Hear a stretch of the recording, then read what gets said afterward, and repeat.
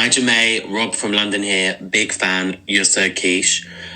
I'd like some advice on how to remain quiche when you're in your mid-20s, early 30s. What would you do to stay quiche? Right, just having a look at your pic that you've sent in. I wouldn't say the ship has sailed, but it's leaving the jetty, as they say. An eye lift, I would say, is in your not-so-distant future. No offense, but look, quicheness is something you're born with, but it's also like a lot more common in younger people like me, and it'll start to decline around the 25 mark. And pretty much no one over 30 is quiche without having had some like serious work done, or by following my tips. So fine lines are like a real giveaway. So as well as Botox, I suggest trying to hold a resting bitch face 24/7 to avoid the expression lines and the fine lines forming. I do that all day, every day. Like you'll never catch me smiling. Like I force it in photo shoots and it looks really fake, but it's the only time I smile. I always kind of have this like deadpan, like dead in the face zombie look. Usually when I'm like walking around, it'll freak people out. But YOLO, it's worth it. Like even like at stand-up comedy shows and stuff, like I'll sit in the front row and my face will like not move. I laugh on the inside and I do like a slight shoulder lift to indicate that I'm amused. Shock face reactions too are not great either. So really try and avoid those.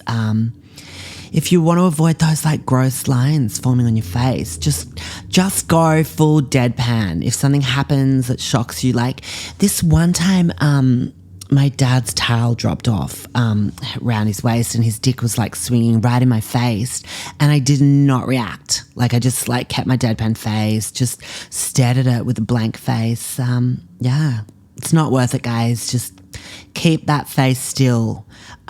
Sleep is essential. So you've got to get sleep, guys, 12 to 14 hours a night.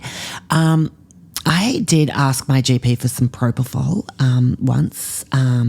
He refused, sadly, but I've always thought if money was no object, I'd hire an anaesthetist to like sit by my bed all night and just like knock me out. And that's something in my future maybe. I just find with sleep, like I just do like a 45-minute vibrator session and I'm zonked after that. And sore in the hoo-hoo too, but worth it to get that 14 hours. I also do a lot of taping up things overnight, which helps a lot. I find I tape up my mouth because my nose, your nose breathing, it's like really so much better for you, makes you quicher overall. I tape my tits up too with like a sort of surgical tape up around my neck and like a halter neck style like hoist, just to stop them sagging overnight. In the long term, that's going to be good for me. I used to tape up my nose, like the tip of my nose up to my forehead, just because I wanted to have a slight like piggy nose. But that didn't work out. And I'm off that look now anyway. I like my strong, powerful, dare I say, masculine nose. So overnight skincare tips. You would have heard about slugging. Slugging's great. Just a like over application of a really like hydrating moisturizer, or like a petroleum jelly on the face. It'll absorb in overnight. I do it every night. Semen on the face is good as well. It's been a well-known skincare tip for years. So for me, not dating anyone now, I just like scrape a bit of Jeremy's frozen batch and make a little paste and rub it in just around the eye area, a little on the tongue too when I'm missing him. You could actually, in your case, as you're a gentleman, just shoot your load up onto your face prior to bed and just like rub it into the face using like a circular motion. I'd focus on your T-zone there, just looking at the pic. This is actually going to sound a bit weird, but one time when I'd left little Nahugan out of his cage, he actually left a few little droppings of budgie poo just under my eyes. And I woke up confused and rubbed it off, but my eyes looked amazing that day. So I've kept it up.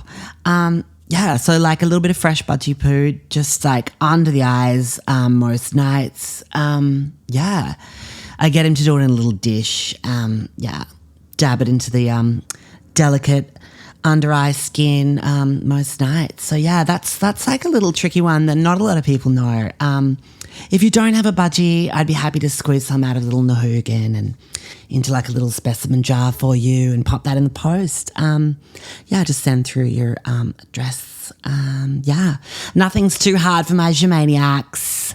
Good luck maintaining your Quicheness, mate. Hope that helps, pal. Bye.